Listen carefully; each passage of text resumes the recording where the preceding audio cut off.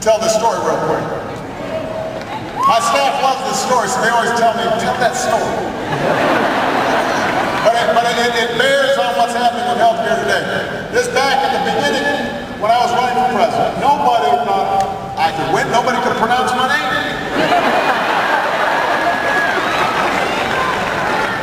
And nobody except RT. They're the only person who believed it.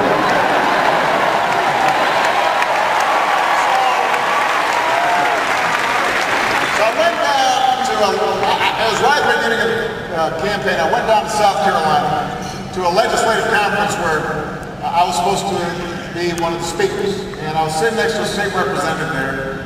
Nobody was that excited to see me. But I really needed some support and endorsements to say South Carolina was an early state. So I said to this state representative, will you endorse my campaign? And she looked at me and she said, I'll endorse your campaign if you come to my hometown of Greenwood, South Carolina. So I had some wine and I was feeling kind of desperate. I said yes.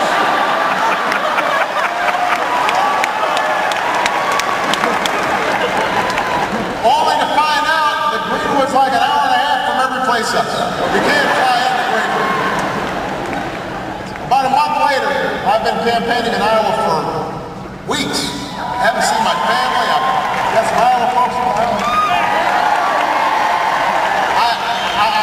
I'm exhausted. I get into Greenville, South Carolina about midnight. I get to my hotel about 1 o'clock. I'm dragging to the hotel.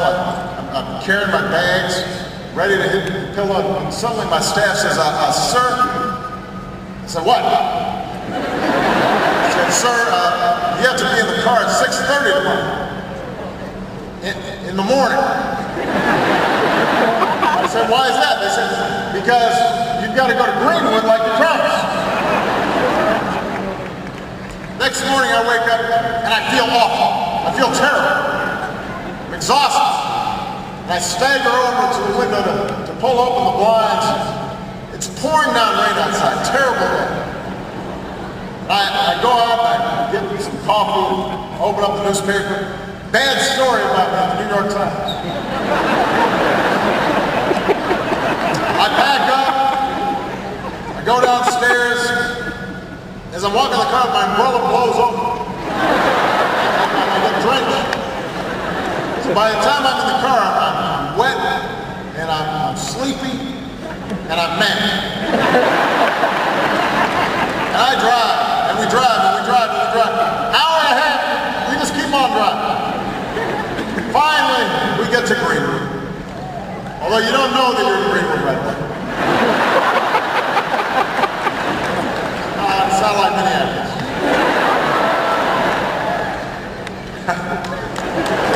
So there's a little field house in the park. I go into the field house.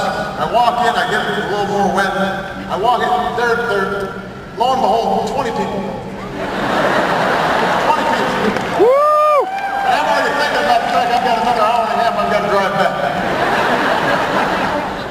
And they're all kind of damp, and they don't look like they're that happy to be there. The state rep dragged them to the meeting. That's okay. I have a job to do. I'm running for president. I shake their hand. I say, how do you do? What do you do? Nice to meet you. Suddenly I hear this voice shout out, fire up! And I almost jump out of my shoes. But everybody else acts like this is normal, and they all say, fired up. Then I hear this one, ready to go. And the people around me, they just say, ready to go. I don't know what's going on, so I leave them behind. And there's this little woman there. She's about 5'2", 5'3". She's maybe 50, 60 years old. And she looks like she's dressed for church. She's got a big church shirt. And she's just grinning at me, just smiling. And she points at me and she says, fired up!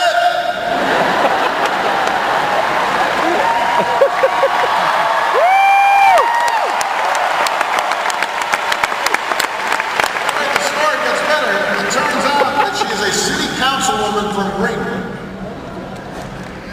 Named Edith Child. That's her name. And she's also known as the chant lady because she does this chant wherever she goes. She goes, fired up, ready to go, ready to go. And she does this at every event she goes to.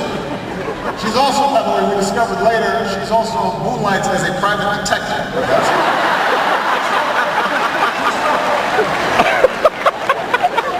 But she's well known for her chant, so for the next 5 minutes, she starts chanting. She says, fired up, this is fired up, ready to go, ready to go. And this just keeps on going on, and I realize I'm being upstaged. And she's getting all the attention. I'm standing there, looking at my stand, and they're shrugging their shoulders. But here's the thing, Minneapolis. After about a minute, maybe 2, I'm feeling kind of fired up. I'm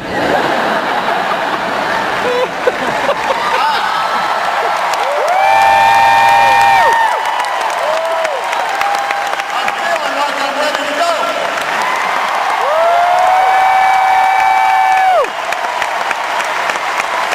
And so for the rest of the day, every time I saw my staff, I'd say, are you fired up? They say, I'm fired up. Are you ready to go?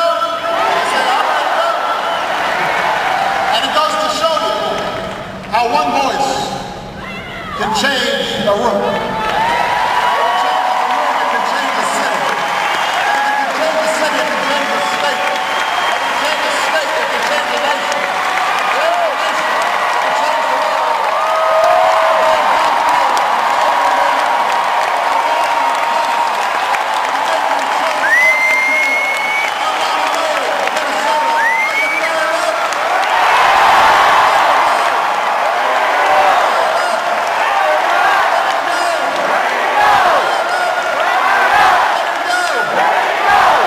They can't stop us. Let's go get this done. Thank you, everybody.